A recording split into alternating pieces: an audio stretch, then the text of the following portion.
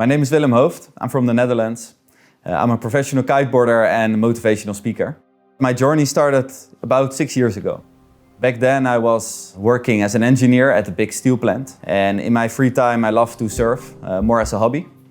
I used to do windsurfing, so whenever it was windy I was on the water. Actually, it felt like I had my life pretty much in order.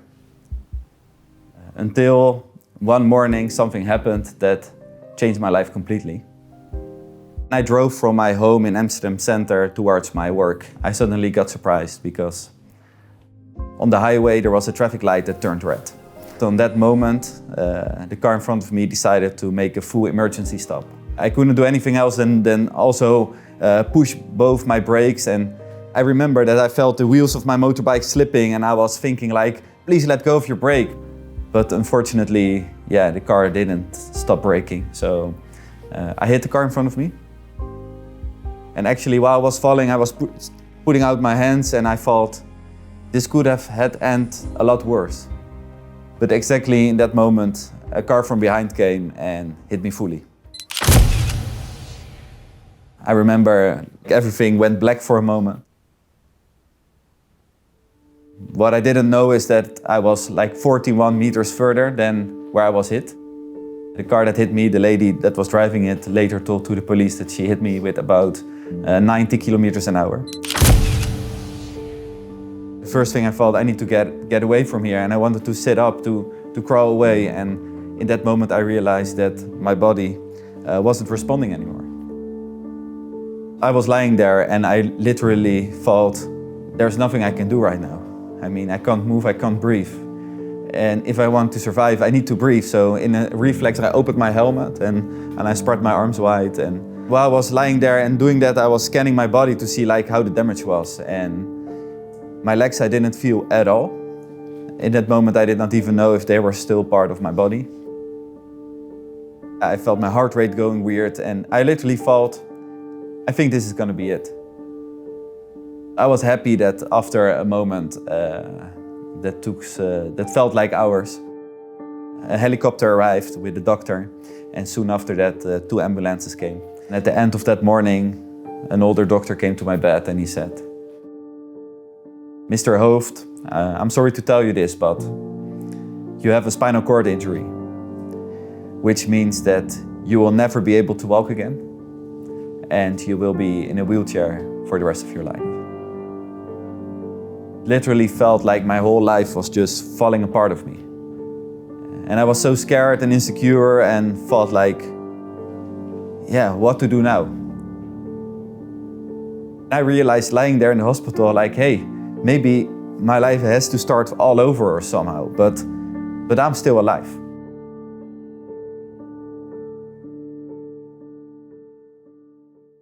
For 6 months, I lived in a rehabilitation center. During my rehabilitation, I had many hours to think about the way that I was living my life will probably not really be an option anymore. And at the same time, I had this passion for surfing and realized if I cannot even walk, then I will probably never be able to surf anymore. And that was pretty painful to realize. But after some weeks in the rehabilitation center and noticing that I was making big steps in getting my independence back. I learned to swim again, I learned to bike again, but then with my arms, how to dress myself, all these kind of things. I kind of learned to make this body mine again. So that's where the idea was born. Isn't there a possibility that I can still surf, but maybe seated on a board or something? I called some friends and I said, hey, when I'm out of the rehabilitation center, I want to go surfing again. My biggest dream in life was to go one day to South Africa. Because in South Africa you have like the most beautiful waves and wind combined. And when I am good enough, I'm gonna make my dream come true. So finally, 2 years after my accident, I was ready to go to South Africa to make my dream come true. And I was thinking like, if this is gonna be the moment, how can we make it even cooler? I posted a post on Facebook and just asking like, hey, I'm going to South Africa, who would like to join? One of the people that sent me a message that really made me enthusiastic was Wouter.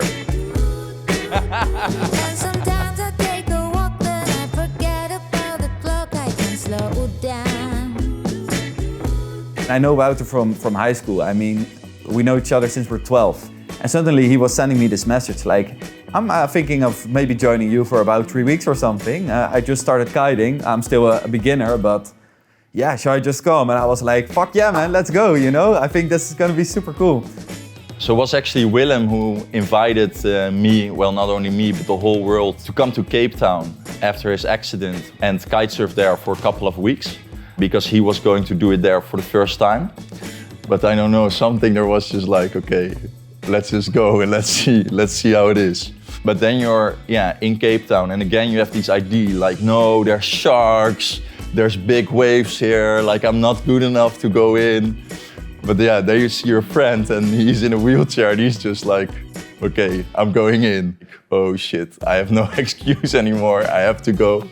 But in the end, after the 2 weeks, I could ride, and then I never stopped, man. I just, like, the passion was born and I went every day. The amazing thing was actually, like, the moment I got there, it was actually like we're back in high school again, just laughing, being those cheeky guys, having fun. So yeah, it was amazing.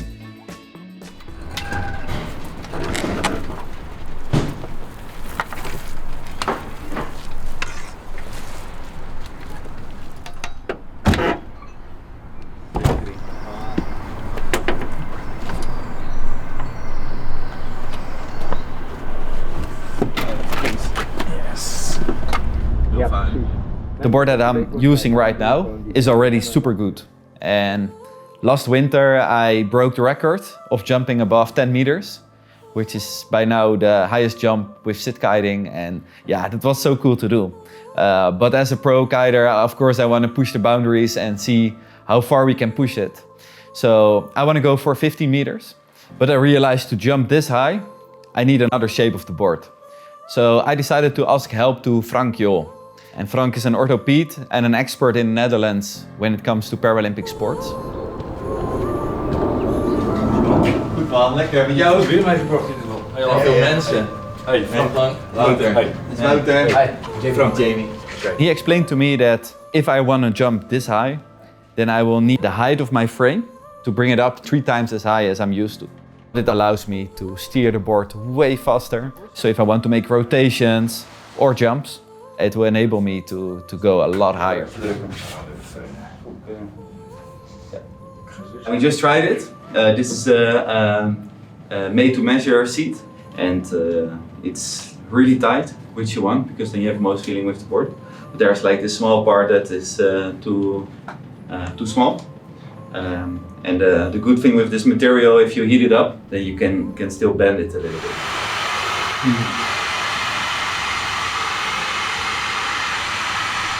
And yeah, when we have like the perfect shape ready, then we will make one from full carbon.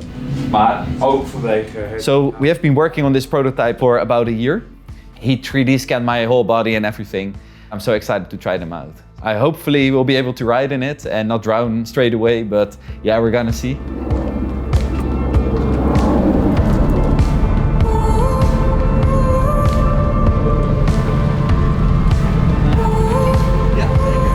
I want a board that is as light as possible, as stiff as possible, so that every movement from my upper body will be redirected to a movement of the board. So when I'm kitesurfing, I'm just feeling like free.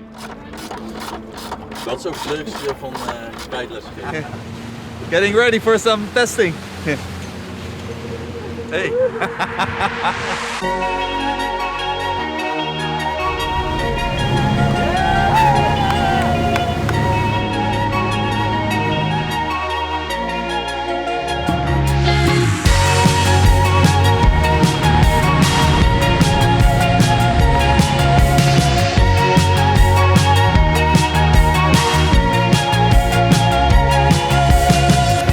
When you make your drawing about the position of Willem, and he was not very enthusiastic in the first time. I said to him, believe me. Afterwards, in the process, he get more trust about the whole thing, and now comes all together, and you see the result after the both. So it's quite okay. It's more than okay. It's going well. Yeah. I mean, the first prototype we tested, Klaar? And it was above expectations. Ready?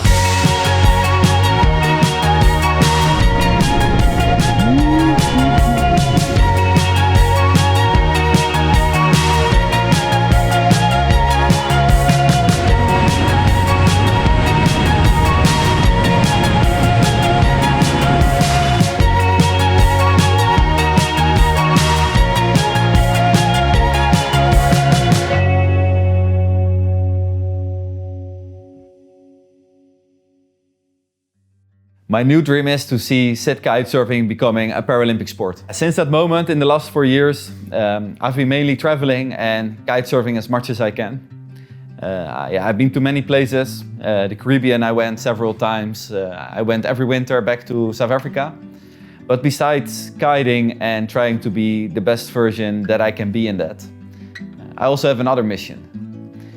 And that is that I want to show the world about the possibilities. And very often I receive messages online, on Instagram for example, from people from other places in the world who are like, hey, I'm in a wheelchair as well and I would love to do this. Where can I start? Where can I buy a board? Where can I take lessons? So that gave me the idea to start a foundation, the Willem Hooft Foundation, with the goal to make seated water sports accessible for other people with disabilities. So since we started about 3.5 years ago, we're organizing sport events in both Belgium and the Netherlands to teach people the first steps. In the Willem Hooft Foundation, we give people the opportunity to do water sports, people who have a physical disability. And what's always amazing is when the people come to that day, like some people have such severe physical disabilities that will be really hard to actually get them on a wakeboard or anything. But the people who are there, they have such a drive and we just keep trying. And in the end, if it works, when the people are doing the wakeboarding, like the joy you hear and that comes out of that. Like that first you can't walk, but now what's better feeling than walking? Well, it's going on a board over the water. It's an amazing feeling. Also, one of the other purposes of the foundation is really to build the sport. There's not a lot of sit kite surfers in the world yet because it's a hard sport to start. So that's also what we're doing with the foundation a bit, like enabling people to sit kite surf so we can actually start these competitions and grow this sport and have more people experiencing this amazing feeling and connection with nature. This guy. Hello, hello, hello. Hello, how are you? Good, good. Good to see you. Welcome terug. Welcome back. Thank you. World traveler. Yes, yes. Muay Thai fighter. Muay Thai fighter. How's your reaction? Oh, you got me there. Oh, it's Thai herbs. Well, we see you there. Oh, we're in the middle of the street. Het toeval was zo groot. Hij gaat vol in die handballet. En hij gaat er vol in. En in één keer trekt hij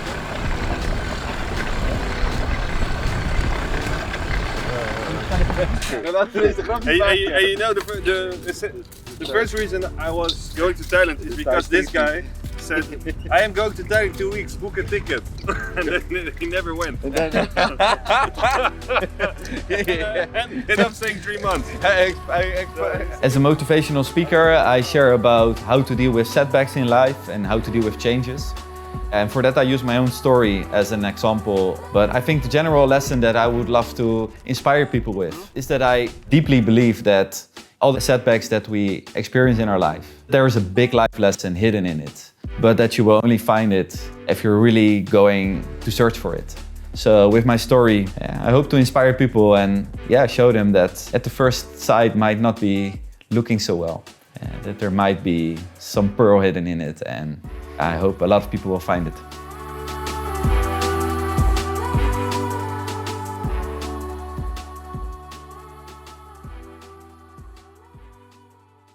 When I'm on the water, I just don't think about my handicap at all. In a way, surfing forces you to be in the moment fully and having all your senses focusing outwards. And especially when you're riding on the ocean and having the waves coming from all directions and this strong wind blowing in your kite. Yeah, it gives me the feeling of being really small in a sense, because these nature forces are like so much stronger than me. In a way, it just connects me with life.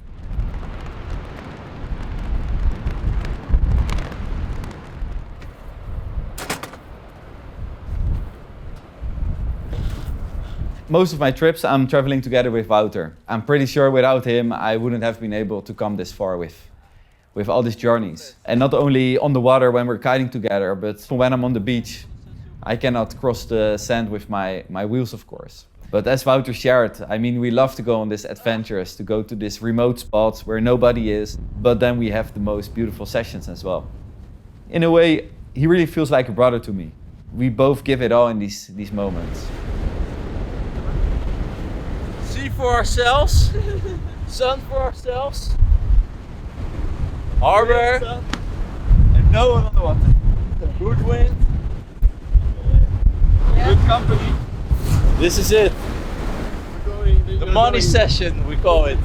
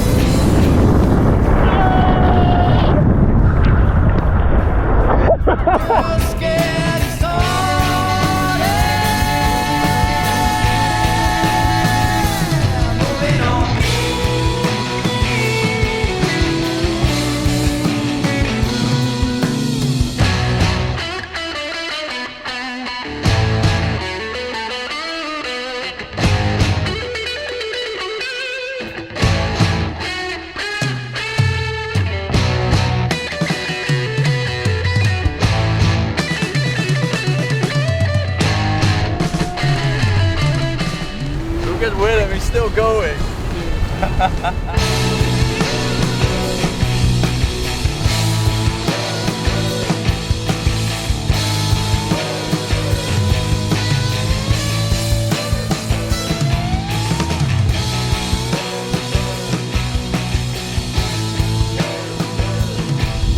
Man, such a good session. So good. Dude, I was fucking sick. Look at this, man. I love this so much from swimming. Did you hear him go? Did you hear him go?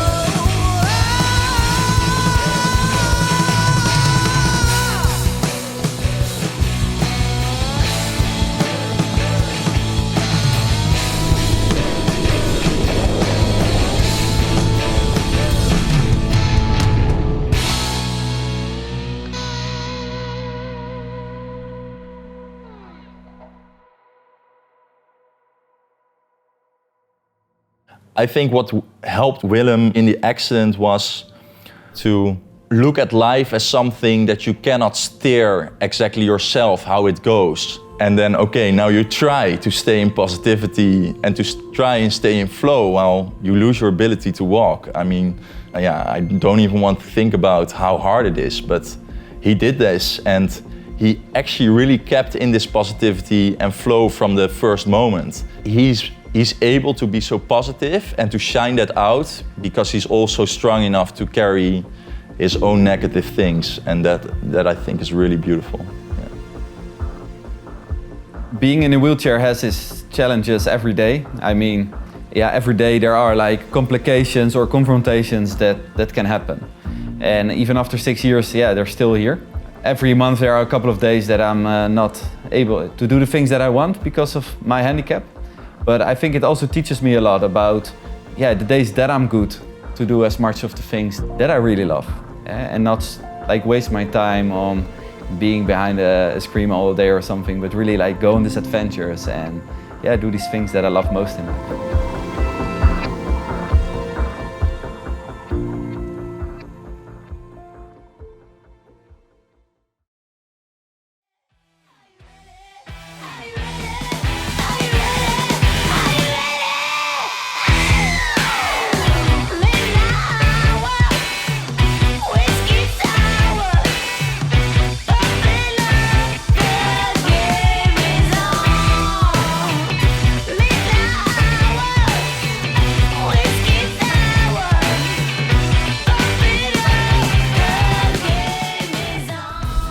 Get in the water!